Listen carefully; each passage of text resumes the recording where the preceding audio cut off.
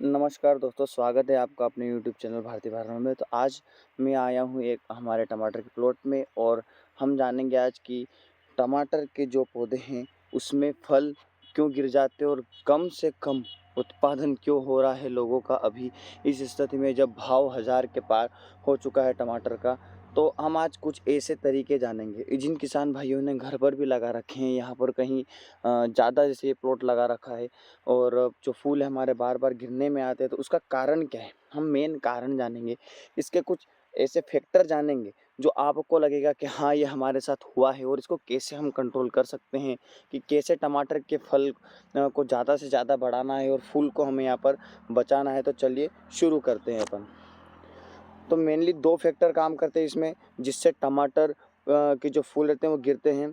उसमें सबसे पहला जो कारण हमारा रहता है वो होता है हमारा एनवायरनमेंट का कारण और दूसरा जो रहता है हमारे यहाँ पर कल्चर। तो कल्चर की अगर हम बात करें यहाँ पर तो वो मैं आपको बाद में बताऊँगा। सबसे पहले हम वातावरण के फैक्टर की बात कर लेते हैं।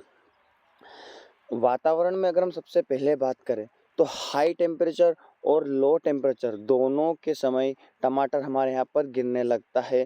अगर 30 डिग्री सेल्सियस से ज़्यादा हमारा टेम्परेचर बढ़ने लग जाता है और रात का टेम्परेचर अगर हमारा 21 डिग्री से कम होने लग जाता है तो हमारे जो जो फूल है वो गिरने लग जाते हैं और इसमें हम कुछ भी नहीं कर सकते हैं।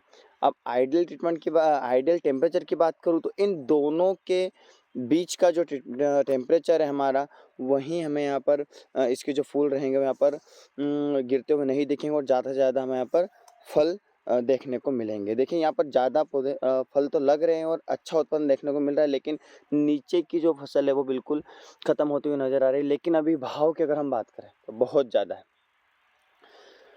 और दूसरी बात करें हम यहाँ पर ह्यूमिडिटी की बात, ये भी एनवायरमेंटल फैक्टर है।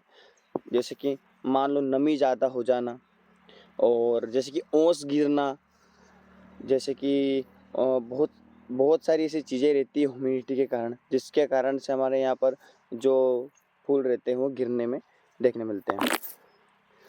अब ह्यूमिडिटी की भी एक अ, जो ह्यूमि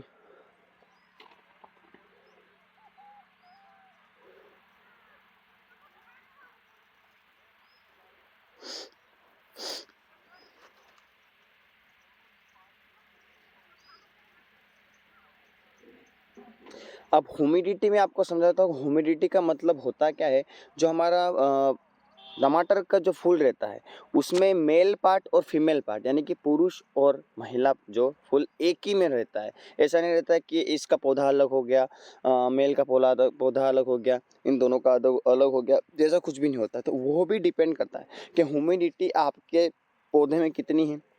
एक बार जब उत्पादन आ गया, आपने तोड़ाई कर ली, उसके बाद कितनी है तो पॉलिनेशन कितना होगा। तो मेन जो फैक्टर रहता है वो भी यही रहता है। तो हमें इस पे ज़्यादा फोकस करना है। ऐसा नहीं है कि एक पौधा मेल का हो गया, एक फीमेल का हो गया, परागण ढंग से नहीं हो रहा है। इसमें कीट भी कहीं न कहीं बहुत ज़्यादा नुकसान करते हैं। फूल के ऊपर बैठ जाते हैं, परागण खत्म कर देते हैं। उसके कारण भी यहाँ पर देखें हम यहाँ पर तो फ्लावर हमारे नीचे गिरते हुए दिखाई देते हैं। ये एक सिंपल में बिल्कुल लॉजिकली फैक्ट आपको बता रहा हूँ कि फूल गिरते हैं क्यों। अब हम जानेंगे आगे कि इनको रोकना कैसे है।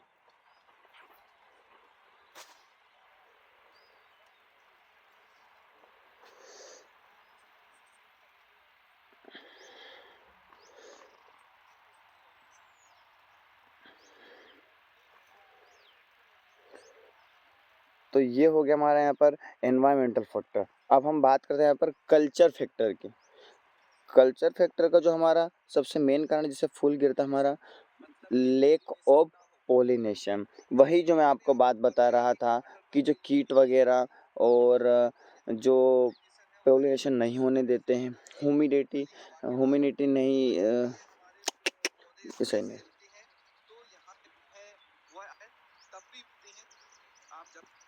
अब कल्चरल जो पॉलिनेशन की मैं बात करूँ तो 2 कारण से होता है। एक तो जब हवा चलती है हवा का भी महत्वपूर्ण रोल रहता है। जब हवा चलेगी, ये जब दोनों टकराएँगे तो यहाँ पर क्या रहता है, पॉलिनेशन हो जाएगा। कीट की मदद की वजह से भी पॉलिनेशन होता है। जब कीट इस फूल पे बैठकर इस फूल पर बैठेगा तो भी पॉलिनेशन होगा।